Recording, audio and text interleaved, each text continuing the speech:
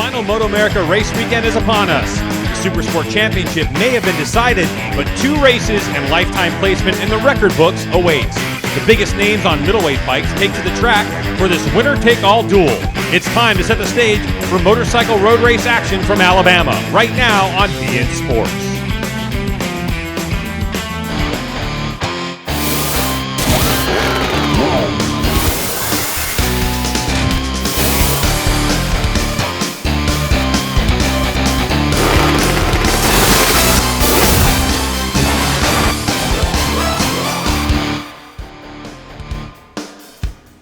It's time for the MotoAmerica AMA FIM North American Road Race Championship, round 10 of 10. That's right, the final race weekend of 2018. We're at the MotoAmerica Championship of Alabama, Barber Motorsports Park in Birmingham, Alabama. Hello, everyone, and welcome to the broadcast booth. I'm Greg White. Standing alongside me, Jason Pridmore, who's won 2 titles at the AMA level, 2 at the World Endurance level. Now, Jason, it is unexpectedly hot and humid in late September here in Barber Motorsports Park in Alabama, but we're getting ready for the penultimate races of the entire season, Supersport and Superbike. Round 10, I can't believe we've gone all this way throughout the year. It's gone by very fast, but we've seen some guys really rise. And like you say, Greg, it's hot and humid out there, but not as bad as we've seen it in the past here. And there's a couple guys I'm really looking forward to seeing how they finish off the year. Number 1, Hayden Gillim. He's been very fast all weekend here. He wants to win one of these races in the dry. And our Superbike champion, Cameron Beaubier, he's riding pretty free this weekend, set a new lap record in Superbike. So I think everyone's going to have their work cut out for them in the Superbike class against that kid. Yeah, if you didn't see our Superpole qualifying on beIN Sports Connect, Cameron Beaubier was able to put in a time that not only broke the MotoAmerica Motul Superbike record, but also the outright motorcycle track record here at Barber Motorsports Park. Speaking about records, we always want to hear from the third member of our broadcast team, Hannah Lopa, and she's down there out in the heat. How's it going, Hannah? It's a scorcher for sure. It's not as humid as it was on Thursday setup day and even yesterday. There's a little bit of cloud cover, but honestly, I think that it's going to be a hot one out there for these guys. I know that I complain about being warm. I can't fathom being in full leathers, full gear, full gloves. So we'll see how that affects the riders today. Hopefully they're staying nice and hydrated. Well, last time we saw you were raincoat and standing up in pouring rain, and now you've gone from one extreme to the other. But like I said, Greg, these guys train. Everybody trains for this stuff, and we've got quite a crowd today, actually. Like we said earlier, you can see out there on the hill, great viewing areas here at Barber, and this place always gets a lot of spectator appeal. So it's good to see so many people. But with this little bit of cloud cover we have, I think it's given the riders a little bit of a break. Most of the time, you see these motorcycle competitors with their helmets full, boots, gloves, and leathers like Hannah was talking about. We enjoy taking the helmet off the racer and introducing you, giving you a closer look. Here is Michael Gilbert, who is our Sunoco rider profile. Racing has definitely opened a lot of doors for me, not necessarily at the racetrack, but with the journalism, with teaching, I've been able to see a lot of cool things, and it has turned into work in more ways than one. So no, it's been great.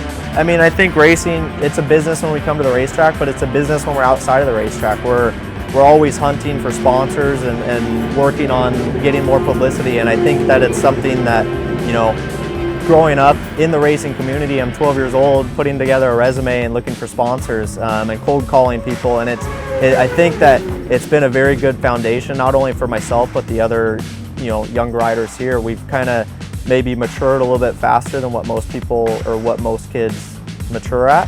And it's really just being surrounded by a business. Motorcycle racing is a business, and you have to be able to present yourself that way. I get to the racetrack, and when I'm at the racetrack, this is my job. Going racing motorcycles is my job, but then you'll see me in the media center writing a story in between practices. So no, it's good. I love it. It is a lot of work, but it all balances itself out for sure. So Michael Gilbert doing double duty. He's got to work on the racetrack, away from the racetrack, plus he's got to pay the bills. Well, Dunlop is the preferred tire here in MotoAmerica, the control tire in the series, and we always like to check in to see what Dunlop has going on, so enjoy this piece. think about Dunlop's Hyper Sport tires, you think about one name, Sport Max. The name Sport Max is what we call a crown name for the family of tires. For us, it represents the ultimate performance for sport bikes. As we see either European manufacturers or Japanese manufacturers develop bikes on the racetrack, all those bikes are going to be in the Sport Max family. The Q4 will be our crown tire. It'll be our ultimate performance track day tire. We're very happy to be able to offer a tire that has the kind of technology that we've been able to learn and build from our involvement with MotoAmerica. But we still have our Q3 Plus tire. Make no mistake about it, if you're doing the occasional track day, it's a very, very capable product. So that's our middle of the road tire. People that are doing more commuting or touring on sport bikes or budget minded, we have our GPR 300. We've got our Q4 that is an amazing track day performer. Q3 Plus for the majority of the consumers, and for the budget minded consumer, we've got the GPR 300. The pre-race show is presented by Dunlop Motorcycle Tires, built here for the way you ride here.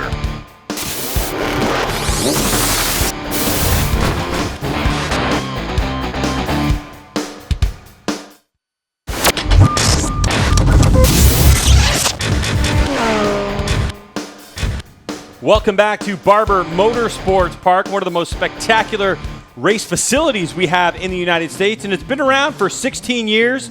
With a lot of history. Check this out. Barber Motorsports Park is a 930-acre multi-purpose racing facility located on the eastern outskirts of Birmingham, Alabama.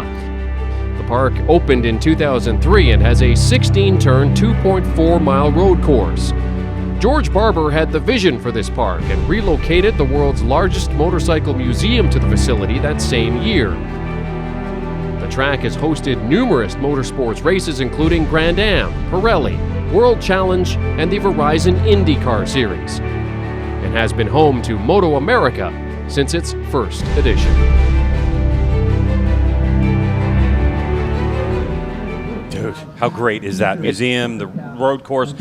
I mean, like, even the signs when you drive around this place are incredible. Everything about this place is great. You could spend a full day in the museum. So if you ever get a chance to come to this event, if you take a half a day out of your life and just walk around that museum, I mean, you could literally spend a day in that place. And some of the bikes that are in there, my personal favorite is the Britain. I can sit there and I can look at that thing all day long. Yeah. And what John Britton did to make that bike, as incredible as it was, but there's a ton of bikes in there.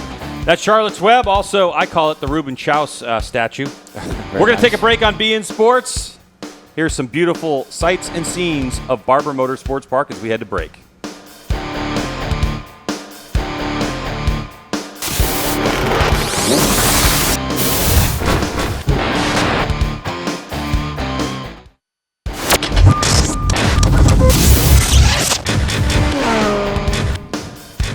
So before we had the bill-paying segments that you know as commercials, we were talking about the beautiful facility here at Barber Motorsports Park. Wanted to give you an inside look at, of course, the racetrack. So Jason, take us around this 2.38-mile circuit. Definitely a rider's favorite. It's one that if you can get into a good flow grade, you can go fast, but it's very tricky too. Down into turn one, up over a rise.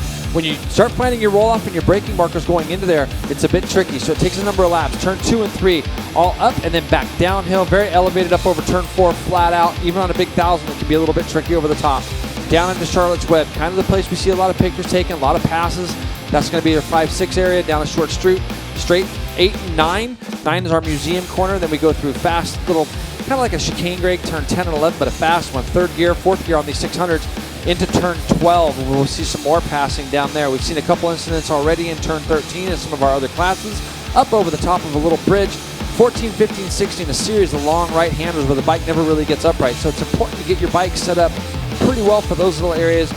Left back onto the front straightaway, and the run to the flag is quite long here. So you can actually do something with somebody before you get to the start-finish line if it is a close race. Let's take a look at some Supersport qualifiers, Jason, because we had a very interesting qualifying action, and this guy, JD Beach, who a lot of thought would be on pole here today, is actually in third. He's in third, Greg, but this guy always comes to race. That's the thing about JD. It doesn't matter if he was to qualify on the 5th row. This guy would be there at the front of the race no matter what. And, for him to be third, he's already locked up the championship, so he's got really no pressure on him.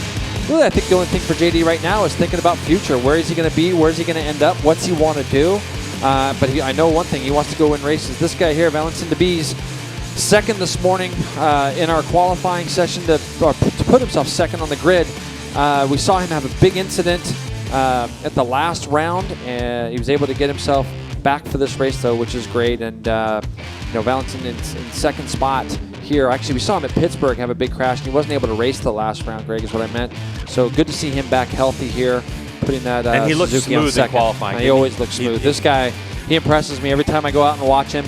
Like I've said in a number of our broadcasts this year. But Hayden Gillim, Greg, you watched this guy in practice sessions. This morning, his first flying lap out was a minute 28 something. To put that in perspective, he ended up going 27.2. But I'm saying his first flying lap was a 28 something, and he was 2 seconds ahead of the next guy for probably a good 2 laps this morning. Hayden wants to win one of these races for his ridiculous racing crew in the dry. That's what he wants to do, and I don't think he's got a better weekend than right now. We know we've got some dry racetrack today and tomorrow. He looks very serious in the pits, and this could be the day where Hayden tries to wear out those other 2 guys. You can see him just leaving pit lane. There's something about Hayden this weekend for me where it just looks like he thinks, hey, I'm the guy to beat this weekend, and he's riding with that kind of aggression. It's showing in pit lane. It's showing on his outlaps. He's going to be a tough one. Yeah, and for Hayden Gillim, dirt track racing has definitely helped him kind of get the motivation and get the aggressiveness he needed for this season end push. There's JD Beach. Hey, got to send a shout out right here to JD. He's got a helmet that was made up this weekend for his good buddy Brad, the Bullet Baker, who he's thinking about. Flat track rider who's been injured. If you follow Brad on Instagram, you know he's trying to get feeling back in his legs, and JD made this helmet for him. He's going to be wearing it this weekend and then sending it off to Brad so Brad can either keep it or do whatever he wants with it. Maybe auction it off and you could get it. So class act, this guy right here, JD Beach. We'll take a break. On the other side, we'll be back as we get closer to the start of Supersport race number 1. MotoAmerica is presented by Dunlop Motorcycle Tires, built here for the way you ride here. And powered by Kawasaki. Let the good times roll.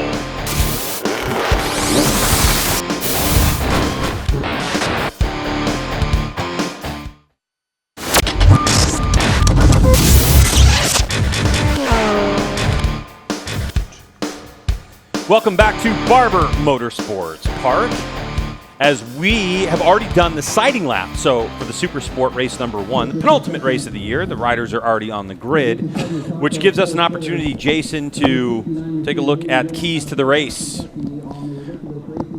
Yep, let's have a look at those, Greg. And really, the number 1 key is you can see these 2 guys every race that they are here. JD always goes up and gives Hayden a big hug. Good friends. But the thing I had to look at is not only did Hayden get pole position, but he looked very, very strong doing it, putting that bike 4/10 quicker than the next guy on the grid. So Hayden Gillim today, I think, is going to be strong. He's going to be hard to beat.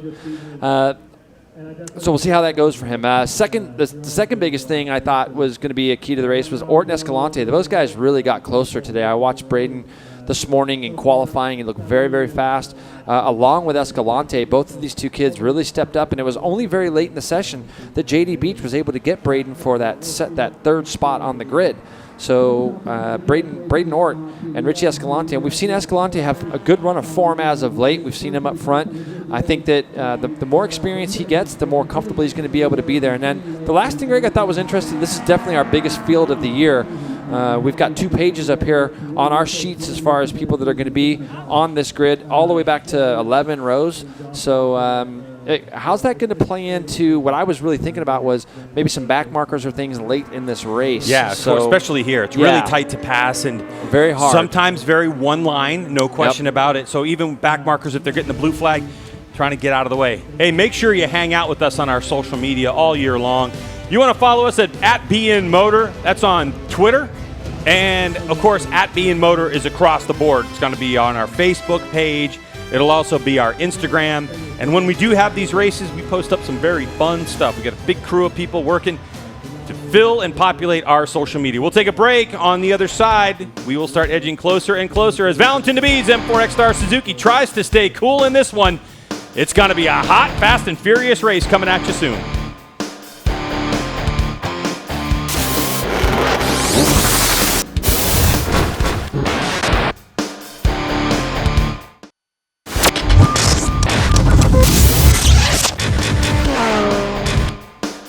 Safety is always paramount here in motorcycle road racing, and technology advances in leathers and suits and airbag technology. And back in Utah, Josh Herron had a huge incident where his air suit in his Alpine Stars leathers activated, and we had a chance to talk with him about that incident. I tried it for the first time, this year, and it was heavy, but it ended up feeling really well, really good for me. And then we fell on it at Utah going probably 120 miles an hour, had one of the biggest high side I've ever had. Skoltz was right behind me, Peterson, they both said it was the biggest one they've seen, and had 27 G's of impact on my chest. The crash was like 5 or 6 seconds long. Bike was destroyed, and I was in the air just thinking, like, great, this is gonna be hard. I'm not gonna be able to race the rest of the year. And when I landed, it was like I landed on pillows. I kind of sat there for a second and just thought, like, okay, adrenaline's going. Just check myself, and I was like, man, I'm not even in pain, just my tailbone. To be able to walk away, and I could have rode, right then, 5 minutes later. So to not only feel safe, but be able to push the limits harder than I could before, because when I got the airbag, I felt like, okay, I have this kind of cushion now where I can push the limits, and I have something to rely on to keep me safe. And to be honest, ever since we got the airbag at Wisconsin, my season turned around. So I don't know if it is because of that. It could be mental, but it, for sure we've gotten quicker since we had it. So maybe that's why. Two of the top leathers, Alpine Stars, Day and Easy, also having, Jason, just to give you some stats, he mentioned it, 27 G's plus of impact on the data. Crazy. And the suit inflated in 45 milliseconds. So basically, when he high-sided at the peak, and it was a peak for a moment, the suit was already inflated. And that's some of the technology that goes into protecting these riders at these racetracks. And what's incredible is I was even at World Superbike last week talking to a few people over in Portugal about how a lot of single motorcycle incidents now, the amount of decrease in injuries that we've seen from single motorcycle accidents has been incredible. It's only the multiple bike accidents that we've seen. Some people maybe still getting hurt, but the single side of an accident now, these suits are amazing. And like Josh said, it almost gives you a sense of invincibility. That gives you a little bit more confidence in knowing that if you do push and you do flick it down the road, there's going to be something there to help you. And that technology now from Day and Easy and Alpine Stars available in clothes you can buy for the street. All right, we're not monkeying around. We're going to be back after this break, so hang tight. Barber Motorsports Park coming up in a moment.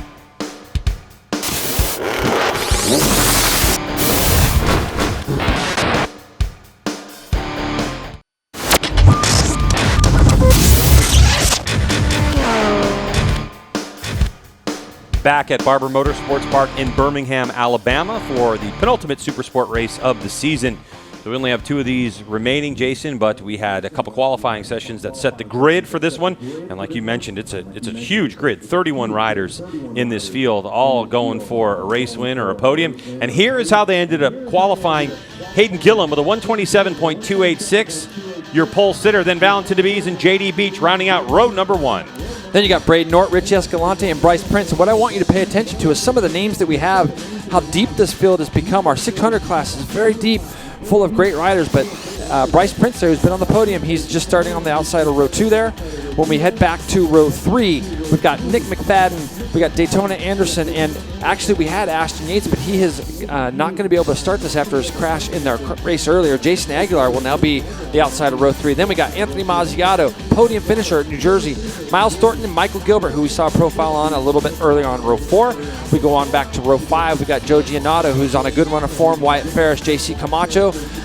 Row 6, Lucas Silva, Benjamin Smith, our KTM 390 Cup Junior champion from last year, and Max Engels will be on the outside of that row. Keep going, back Jay. to row 7. Keep going. Jarrett Nassani, Alan Phillips, and Caroline Olson, our only female competitor there, just on the outside of row 7. Then we got Jordan Pence, Nolan Lampkin, and Robert Pierce. Oh, we're not done row yet. 8. No, we ain't done just yet, are we? We still got another couple more rows. Fernando Silva, Andrew Bowen, and Daniel Payne will be row 9, and then row 10, we got Mauricio O'Rourke, Garrett O'Brien, and Corey Burleson. As we get ready to go here, we got our warm-up lap. That is a big grid. It is a huge grid. We had 31, so we actually had that 11 rows of people qualified for this race. But because Ashton Yates, who crashed in a spectacular low side that he tried to hold on to in the Liqui Moly Junior Cup race earlier on, obviously injured and out of this one. You saw Hayden Gillim move over to the side there. You can see right part of your screen. This is typical of what Hayden likes to do. Yep. He likes to kind of let the field go by, and then he's going to really put his head down and try to generate some heat in those tires. So warm-up lap is underway right now. If you're joining us for the first time here in Motorcycle Road Racing MotoAmerica, they're going to come up to the grid up, and then red light's going to go on and off. Clutches are out, and we're going to hit it and get this race underway. Of 19 laps scheduled for this one. And you know what, Greg, another reason why riders will actually go to the back of the grid like this, like somewhat like what Hayden's doing, is it allows you to kind of have a warm-up lap that you can control, in the sense that especially when you're on pole, you can control that warm-up lap, and when you come to the grid, you'll be the last guy to go. Any nerves that are there, you don't have to sit on the grid and wait for people to come, and you know, you don't want to be looking back and seeing how the grid's forming or filling up. It's going to give Hayden a chance to not only come to the grid with the warmest tires, but any kind of little race nerves, jitters we have, he's able to get rid of those on the last 3 or 4 corners, unimpeded without anybody in front of him. He'll come to the front of the grid, and he'll be ready to go. Come on, gamesmanship too, Jay. No, think about rolling up. Everybody's already in their grid, and you're kind of rolling up nice and slow, saying, excuse me, got to make my way to pole. Yeah. I'm on pole. I got to make my way to pole. I'm just right. saying, maybe throw it in someone's head a little bit. Someone's getting a little dicey in row number 2 before the start of this race. I'm just saying, if I ever got on pole, I'd do it. When you look at, if you ever got on pole, I don't, Greg. All right, let's move on. Anyways, let's just go on. You know, when you think about it, though, you're not getting in this guy's head. Valentin DeBees, you're not going to get in J.D. Beach's head, and Hayden knows that. He just does this as a way of getting himself ready to go, and it's kind of the preparation that we've been able to see him do throughout the year. And, you know, I think he's really, really ready to try to run, you know, these full 19 laps at the front with the other 2 guys. And we know that whatever the pace is, the number 95 there, J.D. Beach is going to just be right on the back of them, and those first 3. But the second row guys, those are the ones I'm curious. Who's going to make the jump? All 3 of the guys on the second row have made that jump this year. They've all been on the podium. So we'll see which any of those 3 guys can go with these front 3. So here we go. Hayden Gillim on that Ridiculous Racing R6. Your pole sitter. Clutches are out, and a good start by J.D. Beach and Hayden Gillim. Oh, he's really, really worked on those starts this year. Bending it into turn 1, and it will be your pole sitter, Gillim, who leads the way. So he's going to lead the way, Greg, and that's exactly what he wanted to do. He's got J.D. Beach, he's got DeBees there behind him, and then you can see the battle. You got Bryce Prince and Braden Ort, who just is going to fall in behind Bryce Prince. Very smart move on his part, because sometimes if you try to force the issue too much, you open the door for somebody else. As they come down into turn 5 for the first lap, you can see J.D. Beach is going straight to the apex. He's going to try to get by. Is he going to run it wide? That's the question. He runs it a little bit wide. He's going to have to, and really. Now look, but he's still. He held on to it. And that's what you can do on a new tire, though, Greg. With a brand new tire with a lot of grip, you can run a wider exit on the rear, on the out of turn 5 there. So that's what you saw JD do. And as the tire gets older, that's when that line becomes a little bit harder. In practice and in qualifying, I watch these guys. A lot of them are coming out of turn 5 very tight on the inside. But J.D. Beach putting his head down as he goes through that fast little 10-11 chicane right now. Monster Energy Yamaha Extended Services Graves Yamaha rider J.D. Beach leading the way. He passed Hayden Gillim on that Ridiculous Racing machine. Just behind him, M4 X-Star Suzuki's Valentin DeBees out of Albi, France. And then Bryce Prince looking good, picking up where he left off from in New Jersey. Yeah, well, if you remember, Bryce finished on the podium twice at Pittsburgh, and he was the only one able to go with these 3 guys at the front. So he's trying to do the same right now. And if he can get kind of a little bit of space between him and 5th, which will be very difficult with Ort and Escalante following in tow right now, but if he can create that little bit of space, that will do him well. Hayden Gillim just doesn't want to let JD get away on this one, because when JD is able to set the pace, he can have his race his way. Go out and just blitz this field for about 4 laps, settle in mid-race, and then he'll put the pressure on again with a couple laps left to go. Valentin DeBees. Wow, DeBees is fast up over the top of turn 4. He was going to go for it. And you can see in the background there, Escalante now trying to go underneath Ort as he makes that pass. But look at there's so many different lines right now at the bottom of that hill that you can see. Ort, the Canadian, just he couldn't keep it tidy. And it was that exit of turn 5 that really did him in, losing those couple of positions. So Richie Escalante, the number 54 machine, Escalante on that Quicksilver Hudson motorcycle machine is probably our danger man at the moment. Bryce Prince might be content to just hang with this group, but Escalante is going to want to force the issue, get by Bryce Prince, and try to go for it. Then things might get a little bit dicey if those 2 start to race each other up. And we've seen some of these 600 teams really step up this year, and so there are riders that maybe don't really know what they've got going on next year. This is the last time to shine, so that's why you see it now. Bryce Prince and Escalante have glued themselves on the back of DeBees. DeBees looks extremely fast up over the top of turn 4, so wouldn't be surprised to see him maybe try and move as they go down into turn 5 this next time on Gillim. But JD just likes to control the pace, and he's always able. Let's look at the first flying lap through at 28.7. So this morning, JD went 27.8, so they're about a second off of where we know that they are purely capable of doing. Bryce Prince,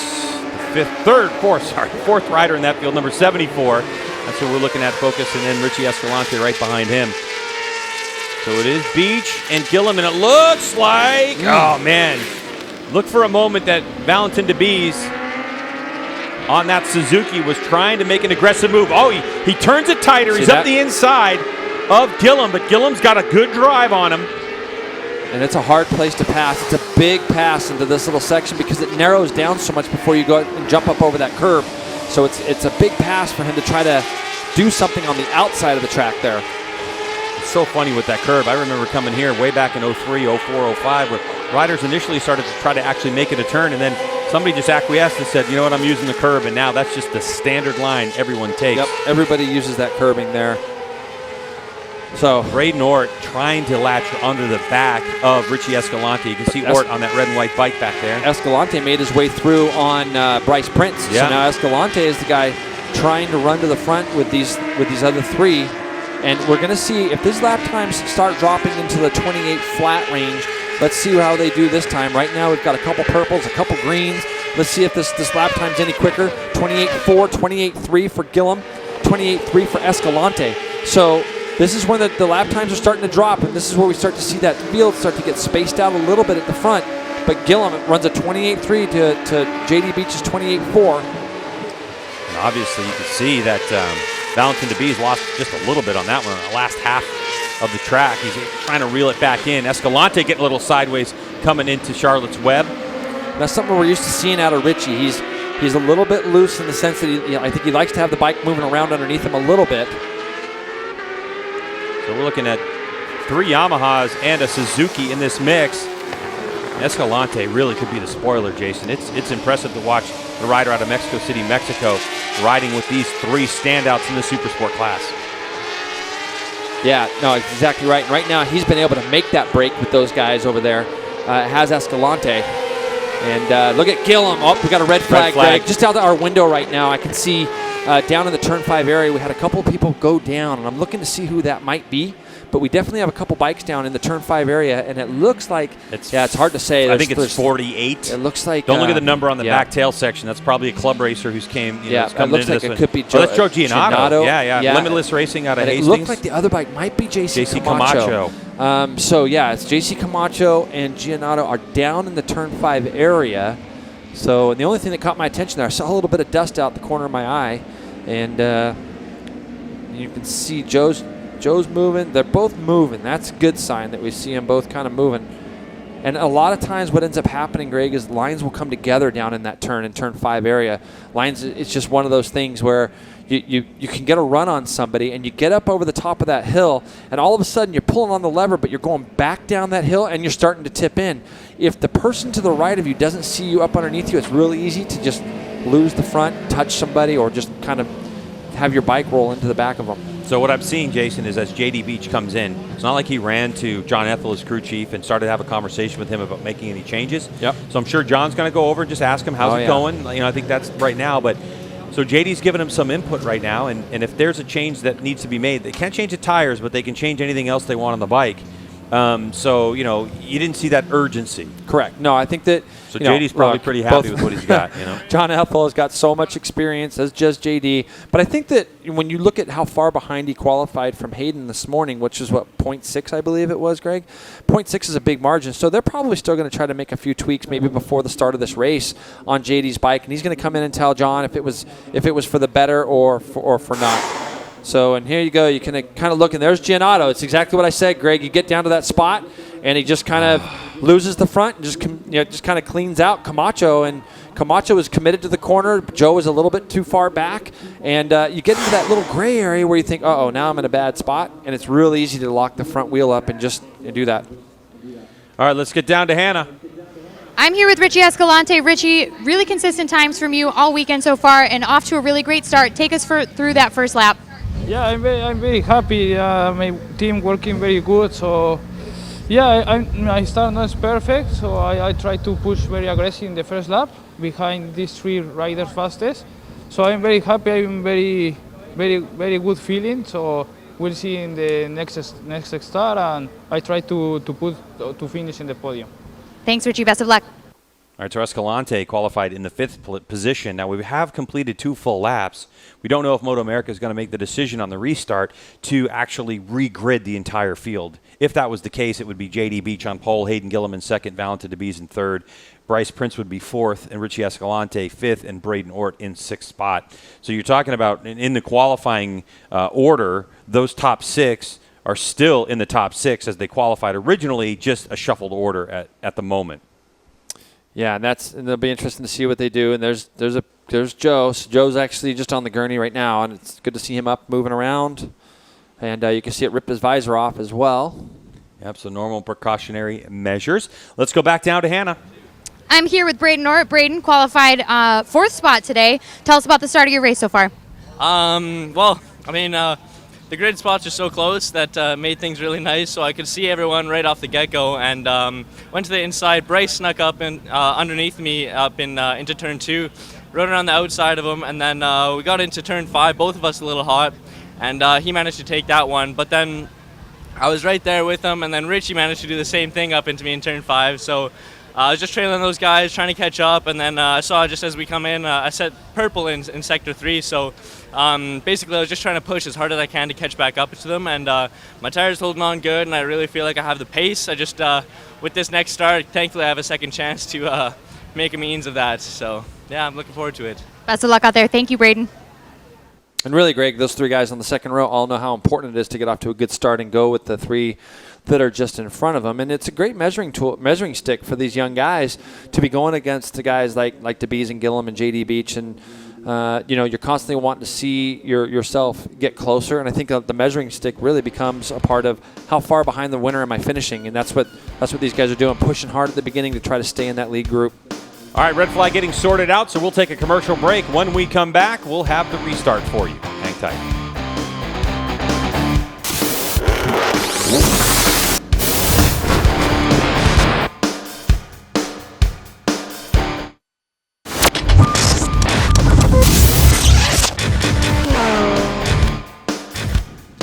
All right, so welcome back to Barber Motorsports Park. Riders have gone out for a quick start procedure.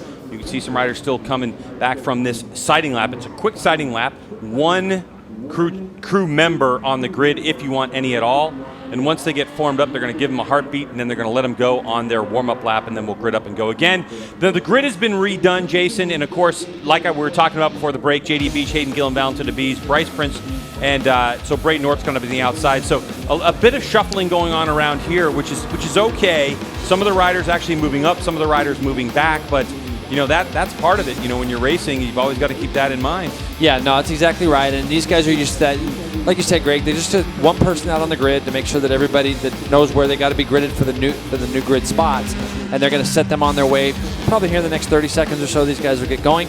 So for some of the people that were behind JC and Giannato, they're going to be definitely moving up to some good grid spots. The first 2 or 3 rows, I don't believe, were affected at all. So, yeah, it's just going to be a matter now of taking advantage of it. If you were a little bit further behind, you see there's Hayden Gillim again. He's going to pull off to the left. Braden Ort shot out like a cannon. He did. Hey, Braden, that wasn't a race start, man. We just reached a warm-up lap here. Yeah. Braden Ort, of course, our Canadian fellow who is going to be going to school to study to be a dentist. Yeah, if you ever come to a race, go talk to Braden Ort because he's such a good guy. So good, so fun He's to hang out so with. fun, and you would never believe that he rides with kind of the ferociousness that he does. He's just he's such a cool kid, and he just laughs all the time. And I see our interviews with him, and I think this is the same guy that he really sends it, and he does, and he's really come into his own. Michael Pond and that whole Toon team did a good job with him over the last couple of years. And so you're saying the Canadian that sends it? Sends it. You gotta come and send it. Good guy. Oh, it's September 22nd. That means there's probably already 2 or 3 feet of snow in Canada. Right? Maybe. I'm joking, Canada. Yeah. Don't get on the social Easy on media. Canada. We're gonna get ripped. I've raced the Canadian series myself in years past. Big fan. Big fan. What, you okay? Wait, why do we always go to like your racing crew? It's just, or whatever that was, you know? Oh, sure. So anyway, warm-up lap Supersport race after the red flag. We're getting ready to get race action underway. It will be 12 laps to go. Originally scheduled for 19, we got 2 in, so MotoAmerica's decided. Of course, you know, we're in a nice, busy schedule. If you ever come to a MotoAmerica race, which I encourage you do, a lot of action always on that racetrack. A lot of different bikes, different classes going on here, so you can always get some entertainment. So we've shortened the race up a little bit. So it will be 12 to go in this one with JD Beach. It looks like we got a little bit of cloud cover again too, which is going to be nice. And yeah, not so much for the heat, obviously, that the riders are experiencing. Like Hannah talked about earlier, you know, full leathers, boots, and gloves and all that. You know, it just creates a lot of heat. But more so for the tires, because as we talked in years past, Barber Motorsports Park is a very particular racetrack when it comes to heat in the track, and it gets to a certain point where it's absolutely perfect for these Dunlop tires, and then if it gets sun beaten on it, it'll just be a little bit on the greasy side. All right, so looks like we are set and ready to roll. JD Beach now starting from this pole position. We saw Hayden Gillim get a great start in the first one. Can he do it again and lead this one into turn number 1? We're getting ready to find out. Revs are up. We're off and running. And really a very equal start from the top 3 as JD Beach will bend it into turn 1 and lead the way. Gillim almost running him over. Gillim's going to try to go up the inside. Oh, no. It's tight in there, and you can see Bryce Prince and Braden Norton, almost the exact same thing that happened in the first race, or the first start. Braden found himself just outside of Bryce Prince. Now he's got Escalante behind him. Let's see if Braden protects as they go down into turn 5. You can see Braden's now going to try to do the business on Bryce Prince, and he does. He gets under there. Escalante trying to go along with that, and Bryce turns it back up underneath Ort as they exit turn 5. That's because all those 3 guys in the second row all want a piece of those front 3. Unbelievable. And so that racing, but what it does, Greg, is it creates gaps, and that's what you don't want to do. You start creating gaps, and that's when you start losing contact. Looks tight here because they have to slow down, but JD is able to get on the gas hardest first. He's going to start scooting away. I thought going into turn number 5, just a couple corners ago, that the number 69, Hayden Gillim, was going to try to get and make a move on JD Beach, but he's got a good drive. Can he go up the side? Yeah, you can see that late downshift. That is a huge move. You have no idea how hard you have to commit to go underneath somebody going down in turn 12, especially the likes of somebody like JD Beach. Now, Hayden's got clear track in front of him. Look how tight he runs it all the way around that big long right of 14, 15, 16. Very tidy down through there. But now Hayden's got some clear track. Let's see if he can do anything with this and see if he can open up any kind of gap like he had done in practice and in qualifying. We'll really get a chance to see what sectors Hayden's fast, and you can see just lets go of the brake lever as he goes into turn 1. Carries a lot of speed through there. And this is another part of the track that when you watch the splits earlier, he was very fast. This is a good spot to be quick, because if you can get over the top of turn 4 clean and flat out, it makes it very difficult for anybody to go underneath you coming down into turn 5. And you can see JD's just a little bit too far back. Still looking, though. I'm surprised that Hayden left it as wide open as he did, because he knows that JD Beach likes to go right to that apex. Valentin DeBees in 3rd spot.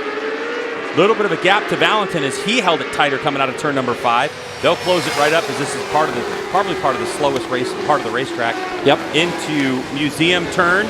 Hayden Gillim getting the bike turn, trying to get on the meat of the tire and drive away. You can see it pushed him a little bit wide. Yep, that's a little bit wider than we're used to seeing. But see, they can still get away with that right now because they do have a little bit of grip on those new tires. They're only done sort of 3 or 4 laps. So you can get away with certain things a little bit more. If you watch DeBees come out of the museum corner, he's usually only using about mid-track on the exit. And it could be a thing of how he has his bike set up as well.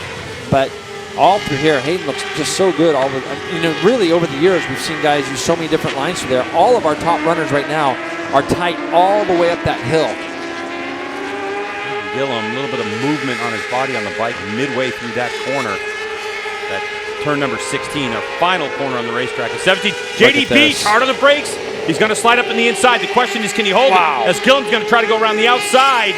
And the only place harder to pass is, than turn 12, turn 1. Both those are very blind entries. You really have to trust the guys that you're riding around, and there's nobody that has more trust in each other than these two. Now, when you watch under initial braking here, both these guys brake kind of in the same spot, but JD's able to get his bike kind of pointed the direction he wants to go down into this corner. You can see Valentin now trying to run around the outside. He's going to try to square it up. He'll exit this a little bit tighter. The Suzuki looks like it's got pretty decent grip right now. on the edge of the tire from that initial throttle opening. Such a dangerous move when you're braking on the outside initially into turn number 5, because we saw it that caused the red flag. If someone loses the front or and crashes, as we see here, it looks like, gosh, 2 more guys down in turn 5, Greg. We're going to look at number 42. Is it 3 of them? 3 riders down. Yeah. So we got number 42 there. All right. So 42 is going to be Andrew Bowen out of Alabama. Yep. He's on the Clatchnut Racing. That's a Triumph Daytona 675. So these guys have all been able to get up, which is good. We're not going to have to probably deal with any red flags. And we get back at the front of the front of the race here. We've got about 5 or 6 people that have gone. That are going. We got our top 6 guys from the first 2 rows. They're all kind of running line to stern right now. They got a bit of a gap over Nick Mcfadden back there in 7th. But our first 5 guys, Bryce Prince and Escalante, have definitely gone with those front 3, and Ort is trying his best to stick onto the back of them right now himself. So Escalante didn't quite have the start that he wanted. He was telling Hannah he wanted to try it again, but he's got ground to make up. Oh my gosh! Wow, Greg, I'm sorry. There's just something that has just happened down here on the front straightaway. My bad. I apologize. We're going here. We're looking at these guys going down into turn 5. And look at Hayden Gillim right now. All kinds of sideways. Hayden Gillim gets a little bit sideways. Yep, we got a red flag, Greg. And yeah, I'm always watching the TV, but this thing caught me out the corner of my eye again. We had a rider, Greg, going a little bit slow down the front straightaway over to the right. And for whatever reason, he had his hand up. I saw his hand up, but something happened where somebody didn't see it, and you can see some stuff. And folks, just so you know, I'm standing up today. I've had a bad back for the last couple of days, so I'm standing so I can kind of see some things that happen a little bit away from our camera. And we have our second red flag of the day here. I believe the rider that was going slow, G-Dub, was Max Angles coming down that front straightaway. Yeah. Out of Miami, Florida, on the MV Racing team on his Yamaha R6. Yep. He must have had a problem right there just in the moment. He had one great coming down the front straightaway. I saw him coming all the way down and going nice and slow, but he had his hand up. He was over to the right-hand side of the track. The right-hand side or the left-hand side? He was on the right-hand side. He was all the way over to the right. So when he came out of the last corner, whatever problem he may have had, he stayed over to the right with his hand up in the air. So and on he the race line. But he was on the right. He had it. All the other riders had missed. There was a number of riders that went by him on the left. There's Max on the right-hand side of our screen right now. So, and you can see he's obviously very winded. But, and I'm looking at our screen. Jordan Pence is the other rider, number 63 out of Dallas, Texas, on the Moto Brothers R6. I can see that from the bodywork, that green bodywork there. So that's Jordan Pence. And we can tell you that Jordan is being attended to at the moment down there just at the top of turn number 1. So we are under red flag conditions, red flag number 2. Let's take a look at the replay. Yeah, you can see that there was a pretty big impact, Greg. And the bike is flipping, and yeah. That is a horrible incident to witness. So red flag conditions once again here at Barber Motorsports Park after that front straightaway turn 1 as 2 riders got together. And that means that we are on hold again. Yeah, that was a frightening thing to see. But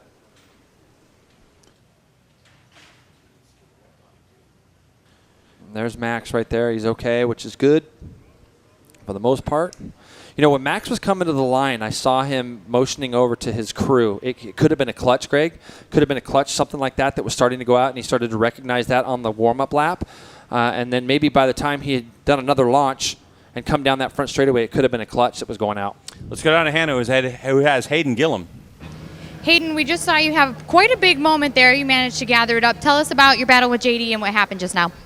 Yeah, it's a fun race so far, and we've gone back and forth a little bit, and I just got in there a tiny bit too deep and was starting to already try and turn in, and the bike just stepped out and then kind of caught. So try not to do that again.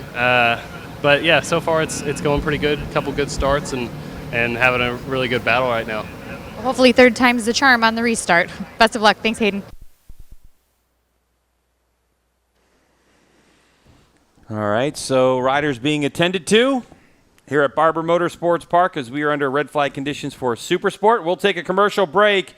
When we come back, we'll get this whole red flag situation sorted out for you. Don't go anywhere on BN Sports because our coverage will continue after this.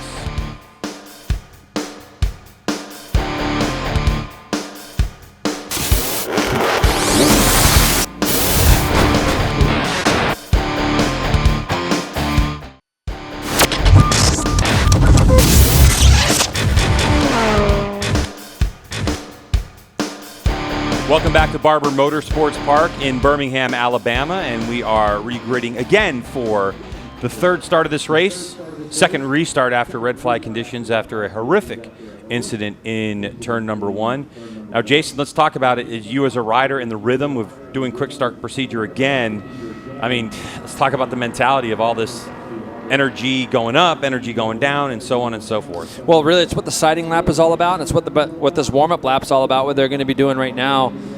You've had 2 issues on the track. For the leaders right now, they've just started to get into a rhythm when the second red flag came out, and you just got to try to clear your mind. You got to go back through your routine, whatever routine that might be for you personally. You go back through that routine and try to get yourself ready for when the green light goes out this time. All right, let's get to Hannah, who has information on our riders that caused this red flag. Hannah? Yeah, during the red flag, I had the opportunity to go over and talk to one of the members of our medical staff and couldn't give me a lot of details, but both riders are up and okay, and they will be going to the hospital for further medical review. All right, well, that's really good news. Man, the impact that was there in that incident, just to see both those guys get up and walk away. And again, it goes back to the piece you did with Josh Herron, talking about the safety equipment and things that we have. We wasn't able to see if those guys had air suits on, but all of our equipment across the board has got better from helmets and gloves and boots and all those things. To see that kind of impact happen and both guys get to walk away is remarkable. All right, so the warm-up lap on this one. This will be 10 laps to go after this red flag. So there's a look at Daytona Anderson. And Daytona Anderson is someone we should give a shout-out to because this weekend he's qualified himself on that 3rd row. Very fast this weekend. We've kind of seen a little bit up and downs from Daytona, and in the past he's a California guy. I've seen him a lot out at Chuckwalla and CVMA, and super nice guy. And to see him running as good as he was this weekend so far, he got himself down this morning to a 28.8, which is very, very competitive. So keep an eye on him in this restart as well. Yeah, just behind his M4 teammate. Nick McFadden, Nick McFadden qualifying there in 7th spot. So the Right M4 Ridiculous Racing Suzuki of Daytona Anderson looking for a better start, trying to work his way up the field slightly. All right, so this is, this is the actual warm-up lap, number 3 in this one. That is a neat helmet that JD's got. Yeah. That's a good helmet there. Yeah, there's a lot of detail made into that helmet. There's colors from when Brad was on a factory Harley Davidson. There's colors on the helmet from when he was on an Indian, his ride this year, an Indian. There's all kinds of little bits and pieces in there. There's also a shout out to Nicky Hayden on the front of that helmet, and Ethan Gillim as well. And so it's a really complete helmet. It's pretty neat. All right, so here we go. This is going to be start number 3, 10-lap race now for Supersport. Your front row remains the same: JD Beach, Hayden Gillim, and Valentin DeBees. Who's got the clutch to get off the line well in this one?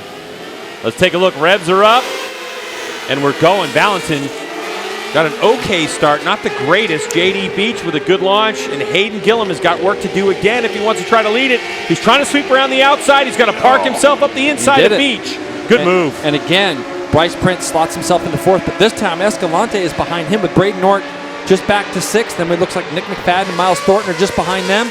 The Bees has a run on Beach as they come down into the turn 5 area for the first lap. This is where JD is so good. Look how quick he gets that bike turned inside, but Hayden's going to come across the front of him. JD's got a nice tight line down there, and now the tires, after being through a few heat cycles, even though they've put them on warmers, I'm starting to see a lot more movement. The wider those guys come out of turn 5, starting to see a little bit more movement out of the bikes, Greg, there, as they come up and rise up over the top of that little rise over there. Hayden Gillim trying to make the break again. JD Beach trying to get the power down to the ground, and definitely saw some spinning last time he accelerated out of the last corner he was in. So,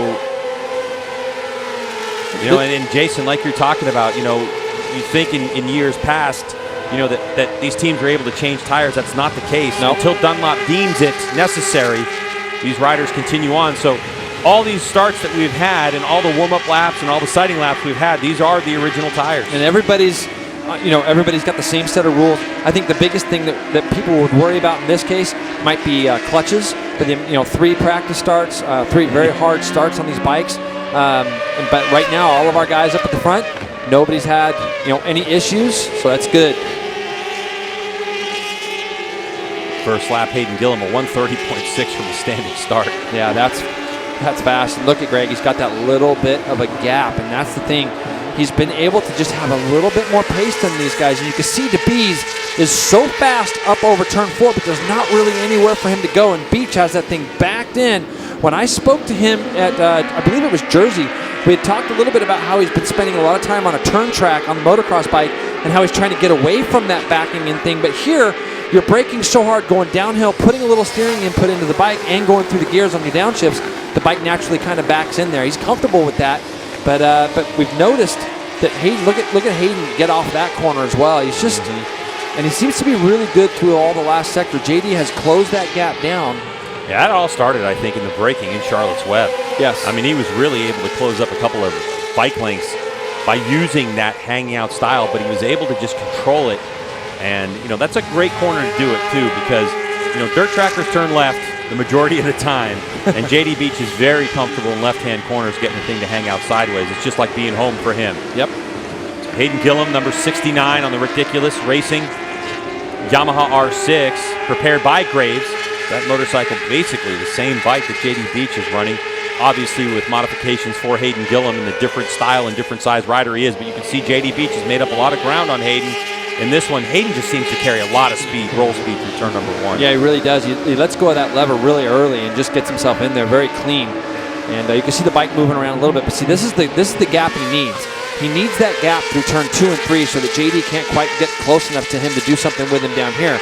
And Hayden waits a little bit longer to turn the bike going into 5. And DeBees goes wide. Escalante sneaks up underneath him. We'll see if they can have the drag race down to the next turn. DeBees not only was able to get on the gas and hold that position, but it also looked like he had a lot of grip too. So again, I noticed that on the last time that these guys before the red flag, I noticed the Suzuki's got a lot of grip, but right now DeBees doesn't look like he's able to kind of run with the 2 Yamahas at the front. And the one place that DeBees looks incredibly fast up over the crest of turn 4, he can't do anything with these guys. So he still knows he's got some 7 laps, 8 laps to go, 7.5 laps to go. DeBees will be sitting there and taking information from the guys in front of him. Now he knows he's got somebody right up behind him as well. So with Valentin DeBees, M4X Star Suzuki, number 53, when he was able to start a race and finish a race, it's always been on the podium. Same story with Hayden Gillim. He's had 2 DNFs this year, but every other race finish he's had, Jason, has been a podium appearance. Your national champion, JD Beach, he's had 1 result where he actually finished and wasn't on the podium. So it shows you that these 3, when they're in top form, are the class of the field. Yeah, they are definitely the ones that are going to bring in. This is great stuff from Escalante. He's actually being able to push the Bees just a little bit right now. Obviously, Hayden Gillim with the fast lap of the race, a 128.249. That is just about 1 second slower than their qualifying. Wow. What do you see? And Look at Ort. Ort's trying to. Yeah, Escalante was in there way too fast, Greg. That happened so much earlier than where he actually fell. He was in there. The thing's backed into one side. It's backed into the other side. And to be fair, when the bike is swapping that much, that's where you've got look, turn 5 is the slowest corner on the track here, with the exception of maybe the museum turn. He was so far back, he wasn't going to go by DeBees there. So you just got to kind of use your brain a little bit. Get yourself in there, live to fight another day. These are the kind of mistakes that we've seen Escalante make a couple times this year. Yeah. He's got the speed, it's just experience. See how the bike's swapping already back there? And he just gets in there to the point where he gets too much lean angle, pulls the brake lever on, and tips over. He's up, he's okay, he's already on his way, which is good. He's able to stay in the race. But there was a possible podium right in front of him today, because he was actually pushing DeBees. He was. A testament to the Quicksilver Hudson motorcycle crew. That bike hit the deck pretty hard, actually. It wasn't that like full lean angle when it hit the deck, and that bike still able to pick it up and continue on for Escalante. Those guys on that team have put a great bike under him all year long, and they've really come to their own towards the end of the season here. So I think they're working with a young guy, and Escalante has got a lot of drive and will be great, but he's just got to get past a couple of these little mistakes that he's been making lately. That's the battle for 4th spot. 74 Bryce Prince, 30 Braden Nort. These riders have been together, Jason, as I went back and combed through all the results from the season. They've been further back than this, but these two have raced together probably more than anyone else except the top 3. Always really close to each other. I think the largest margin I've seen between these two riders is probably when they were actually racing together was maybe 3 seconds. They're just going after each other all the time, aren't they, these two? Yeah, Braden obviously wasn't with Bryce at Pittsburgh. That was kind of the exclusion to it, but they really tend to ride around a lot with each other. No drama for Bryce Prince. You can see the left side, there's something flapping on. That's the glove. That's an extra flap that Velcro's on there. It's just not totally secure, if you were wondering what that was. Yeah, I did notice that myself. But, once again, Greg, we got those same 3 guys again, don't we? They push the pace so hard that it either forces other mistakes, but all the guys kind of behind them can do a lap or 2, but they just can't do the pace for the whole race. Now, Gillim has actually made a little bit of a break here. I'm looking in segment 3. He's gone 15.3. He's gone purple on our screen. He's opened up just a little bit of a gap. So, and I love his line in the last corner. He's able to kind of roll through that turn and has the bike upright a little bit sooner than the guys behind him. And you can see how much the bike gets out of shape as he comes up over the top of turn 1. Yeah, it's just that initial little bump that we see in turn 1. And the bike gets over there, and what he's doing on the control just kind of sends it sideways. But he seems to have a rhythm with it, and that's why he's able to control. Oh, a little wheelie coming out of there. Shows you the power of that Yamaha R6. But he's good all through that section, Greg. He kind of opens up that gap again, and through here as well. He's already got the bike up and turned. See how tight he is on the inside, and JD gets in there a little bit, earlier. But his bike moves out a little bit more in the middle of the corner. Here's a good look at what Hayden's running. He's running soft front. He's got that extra soft rear. Obviously working for him with a bunch of, as you said, Jason, heat cycles in these tires. Working right now for him as we have the halfway point of this third, I guess, race, you could say, the second restarted race. And you're seeing that accordion effect where JD beats, especially down into Charlotte's Web. JD is all about the entry of that corner. You can see Hayden slows down more into turn 5 because he's concentrating on the exit of that turn. And Hayden's bike looks tremendous coming up over the top of that bridge. He's got a lot of side grip on the throttle because these guys are on the gas as they come down the backside of that little hill, and Hayden's bike looks really good and planted. You can see JD just turns in and Valentin just turning a little bit earlier than Gillim does in that last corner. He opens up the radius of that last turn. Very nice. These guys kind of running down a little bit down the front straightaway. I'm looking at the speeds, 36.4 that time, 136.4 mile an hour. The other guys are 139 and 138, so they do close up on him a little bit down the straight, but then he's really good from turns 1 and into turn 2 here. JD Beach just set the fastest lap of the race last time he went by, a 128.131. But Hayden Gillim had done a 128.175, so it was just 0.04 of a second difference. You can see JD closes up really quickly on the back. He just can't quite get it turned and get on the gas. So he's able to close it up on the entry to turn 5, but Hayden's really got the exit dialed in. So towards the museum they go. You can see Valentin also just kind of going back and forth in the dirt. That's what you saw, a big puff of dirt. Little wide line from JD Beach. His rear wheel fell off the outside edge of the curbing. He'll feel that one for sure. Yep. And you can see, Greg, he's just so good through all these little switchbacks. Look at DeBees. He's trying everything he can to try to get by JD right now, and it's going to take something special. He looks like he's got a little bit of pace in certain areas, and he just isn't able to kind of make the pass right now. Look at, and see, when riders start to lose a little bit of grip, they don't use as much exit coming up over the top of that hill because they spend more time on the edge of the tire. You can see JD as he came up over the top of the hill, he still had 4 or 5 feet of track to the left of him. So maybe he's just feeling something in the rear of the bike right now. His friend up in front, Hayden Gillim, is just pushing the pace. 28.1 and 28. He did 28.2 that lap by, 28.1 being the fastest lap of the race for himself, for Hayden Gillim. Yeah, interesting to watch what Valentin DeBees has in his head because he is trying to work out a strategy to get into second. Replay action.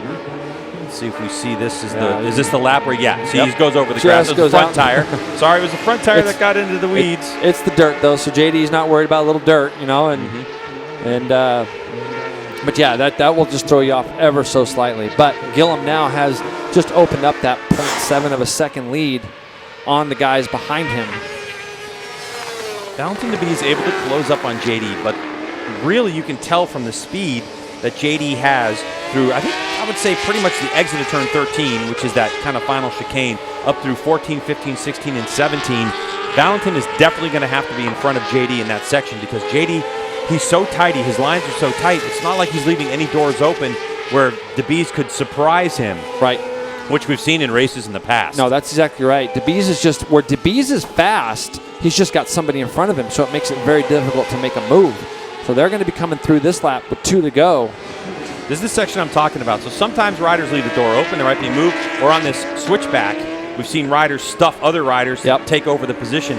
But the way JD has that section dialed in, even if Valentin was close enough to do it, I think it would be hard-pressed to get that job done. 28 flat, JD Beach, fastest lap of the race. So he's on the charge. He's let Hayden get that little bit of a gap. Now he's doing everything he can to claw that gap back. Braden Nord has gotten free of Bryce Prince. So the number 30 rider in 4th, Prince. And then there's this battle going on.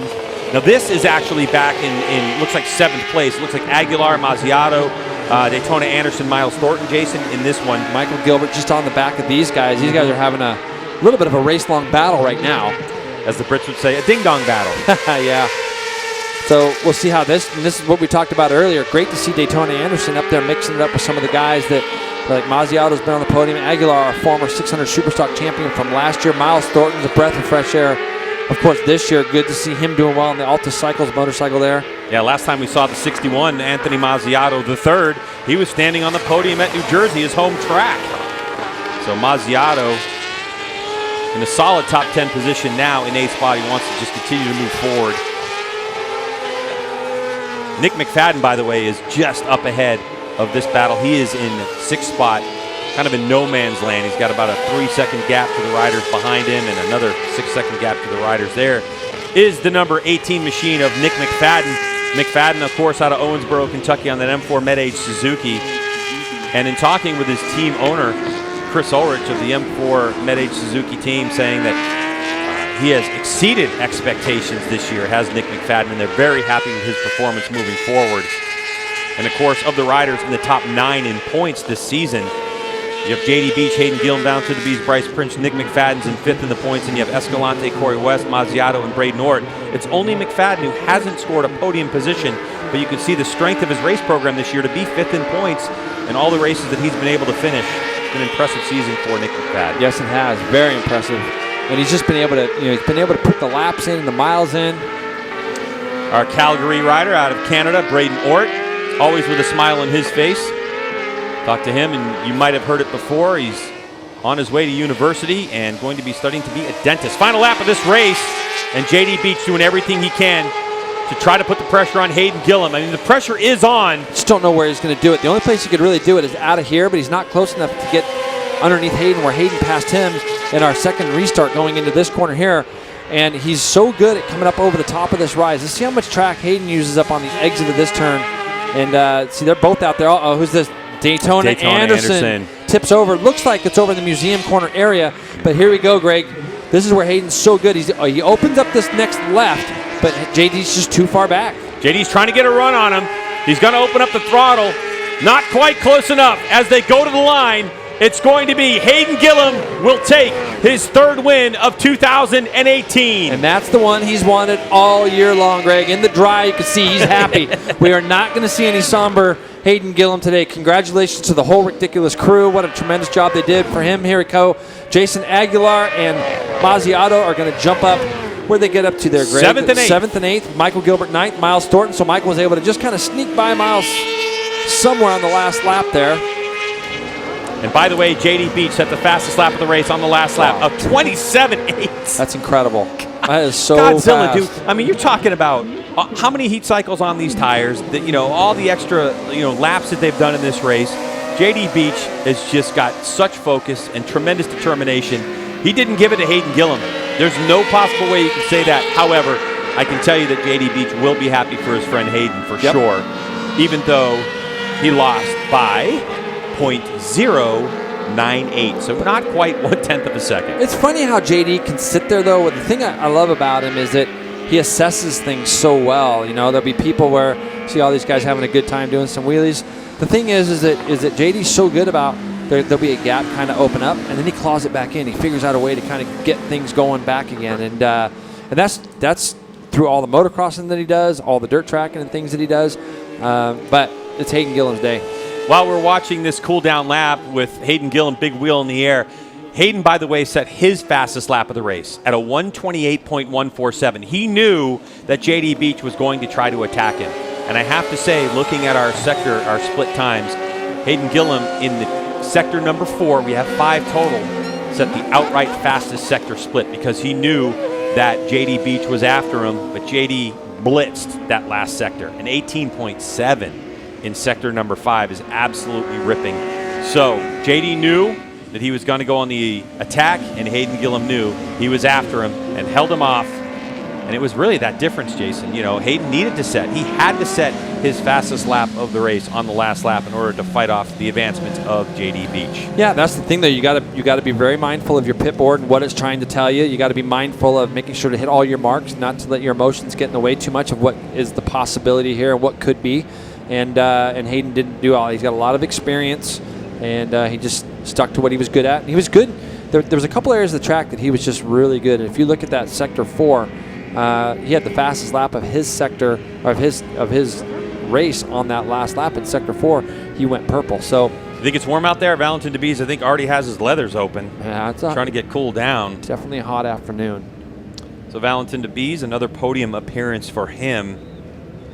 Like I said with Valentin, I mean, it's been, obviously he was out for the first couple rounds after a crash in the Daytona 200. Comes right back and wins a race. And this will be actually Valentin's first time standing on the podium in 3rd all season long. Jay's only won or finished 2nd when he's finished a race. Or not finished, right? So, yeah, good point. Super happy to see Hayden win this race. I think we're all happy to see him do it. I know he's been wanting to do it under these kind of conditions and race those 2 guys at the front hard, and he did that today. So Hayden Gillim with congratulations all around. A lot of people really happy to see that Kentuckian win this one. We'll take a break. On the other side, we'll be back here to Barber Motorsports Park to chit-chat up with these riders. Hang tight.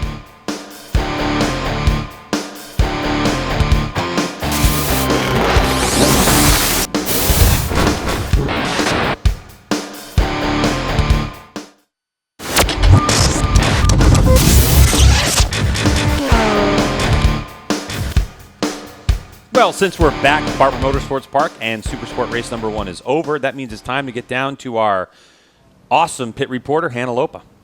Thanks, guys. I'm here with our 3rd place finisher, Valentin DeBees. Valentin, how does it feel to be back on the podium after missing out on New Jersey Motorsports Park? It's good because, when you hit your head and twice in the same year, it's never good. And I wasn't sure about how I will feel during the race. And, I had to try in New Jersey, but I wasn't able to do the race. And then I went in California, and thanks to the great doctor who saw me. And after that, I was feeling better, so I decided to race again in Barber and see on Friday how I feel. And Friday was feeling good, like a little bit hot. So, my body was so-so, but my head was okay. So I decided to do the race today. Be back on the podium is good, and my pace was good. I was able to stay with the 2 front guy. But honestly, I didn't have anything to try with them. My main goal was just to stay there, be smooth, and work on my body position during the race, and everything worked out. So I'm all happy, and thanks to my M4 Suzuki X-Star team, as always, they give me a great bike, and cannot wait to race again tomorrow. Well, congratulations. Glad you're feeling better, Valentin. Thanks. That's awesome. And he, by the way, gets a concussion check every day that he comes to the racetrack. I saw him doing it this morning. So, they continue to monitor his condition. And as he's feeling good, obviously he just keeps on, getting healthier and healthier. And it's a good sign to see. Yeah, and like you said, he didn't feel like you really could do anything with him. It was weird because I just noticed that he was fast in some spots. He just were kind of the wrong spots. Not the wrong spots to be fast, but in order to make passes on people. So he'll go back to the drawing board tonight. They'll get to look at the video and see maybe some places that they can make some changes. He'll be back tomorrow trying to get these 2 guys in front of him back a couple spots. Slim margin of victory, 0.098 of a second for J.D. Beach, who set that fastest lap of the race on the last lap. And Hannah's with him right now. 2nd place for you today. You almost had Hayden, but it wasn't quite there. Tell us about it.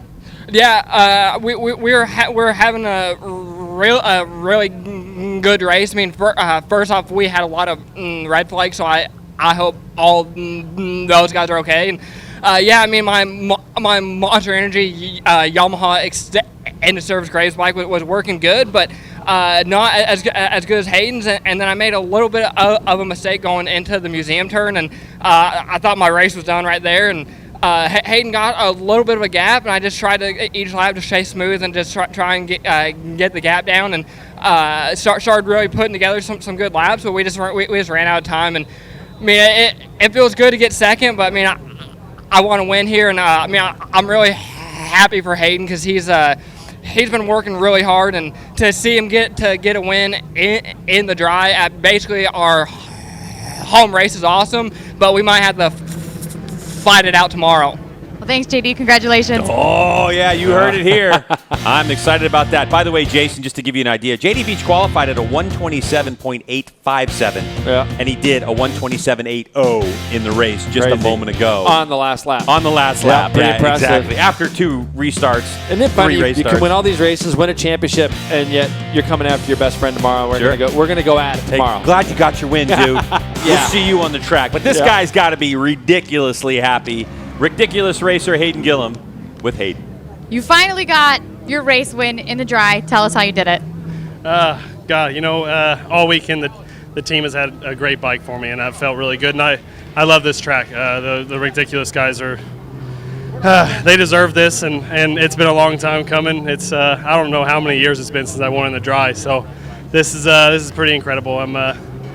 Oh man, JD was right on me the whole time, and he wasn't making it easy. I just saw +0, +0, +0 every lap, and I just tried to make no mistakes. And I know it was a short race. Well, lap-wise, it was a short race, and it would be different in the full race distance. But we got tomorrow. Hopefully, we learned some stuff from today, and we can do it again tomorrow. Congratulations. Thank you, Hayden.